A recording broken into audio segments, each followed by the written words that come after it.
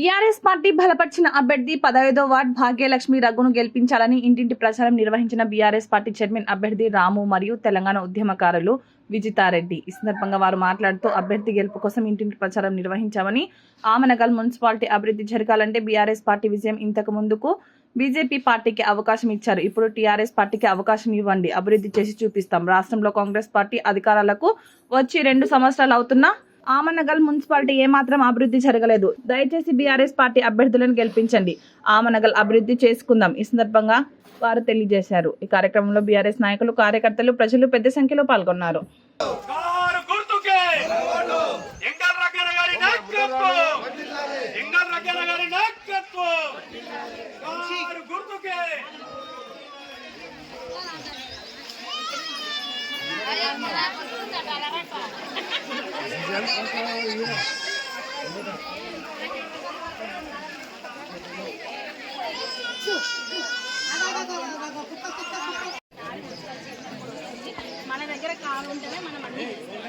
ఆమన్న chairman అవుతాడు, మీకు అన్ని విధాలా సాగం చేస్తాడు.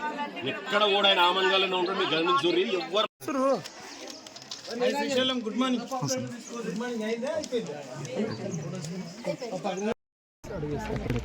ఈరోజు బీఆర్ఎస్ తరఫున చైర్మన్ అభ్యర్థిగా ఎలక్ట్రానిక్ మీడియా వారికి పేరు పేరున ధన్యవాదాలు తెలియజేస్తూ ఈరోజు ఎంగలి భాగ్యమ్మ రఘు గారికి ఓటు వేసి అత్యధిక మెజార్టీతో గెలిపించాలని చెప్పి బీఆర్ఎస్ మున్సిపల్ చైర్మన్ అభ్యర్థిగా ఒకసారి అవకాశం ఇవ్వాలని చెప్పి కోరుకుంటున్నా. ఎందుకనంటే ఊళ్ళో ఎన్నో సమస్యలు ఉన్నాయి. అంతకంటే ముందు కాంగ్రెస్ గవర్నమెంట్ ఉన్నది, మన బీజేపీ గవర్నమెంట్ ఉన్నది.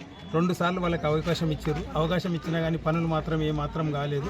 ఈసారి అయినా సరే బీఆర్ఎస్కు అవకాశం ఇస్తే ఖచ్చితంగా ఆమన్గల్ మున్సిపాలిటీలో అభివృద్ధి పథంలో నడిపిస్తామని చెప్పి ఈ ఎలక్ట్రానిక్ మీడియా ముఖంగా మేము తెలియజేయడం జరుగుతుంది. అభివృద్ధి పథంలో చూస్తే ఆమన్గల్ ఇప్పుడు చాలా వెనుకబాటు పడి ఉంది. అంతకంటే ముందు వచ్చిన కాంగ్రెస్ గవర్నమెంట్ కానీ, బీఆర్ఎస్ గవర్నమెంట్ కానీ, బీజేపీ గవర్నమెంట్ కానీ ఏం చేసింది లేదు. ఒక్కసారి అవకాశం ఇచ్చి ఎంగలి భాగ్యమ్మ గారి రఘు గారిని ఒకసారి గెలిపిస్తే, అత్యధిక మెజార్టీతో గెలిపిస్తే ఖచ్చితంగా ఈసారి మున్సిపల్ చైర్మన్ అభ్యర్థిగా ముందుకు ఉన్న కాబట్టి ఖచ్చితంగా ప్రతి విషయంలో ఏ అంశంలో కానీ వాళ్లకు సహకరించి ఈ కాలనీ ప్రతి సమస్యను పరిగణలోకి తీసుకొని మేము అభివృద్ధి పథంలో నడిపిస్తాం.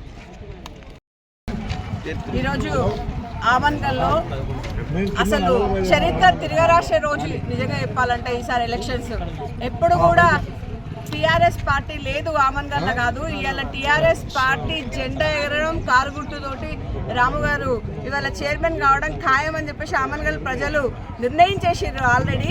కాబట్టి మీరందరూ నేను చూస్తున్నా ఎక్కడ వేసిన గొంగలు అక్కడనే ఉంది. నేను చూస్తున్నట్టు ఇన్నేళ్ళల్లో కూడా ఆమన్గల్ రోడ్లు కానీ, డ్రైనేజీలు కానీ ఎక్కడివి కూడా అక్కడే ఉన్నాయి. ఇంత డెవలప్మెంట్ కూడా నేను చూడని ఇన్ని ప్రాంతాలు నేను తిరిగినా కానీ ఆమన్గల్లో అసలు ఎక్కడ కూడా అభివృద్ధి జరగలేదు.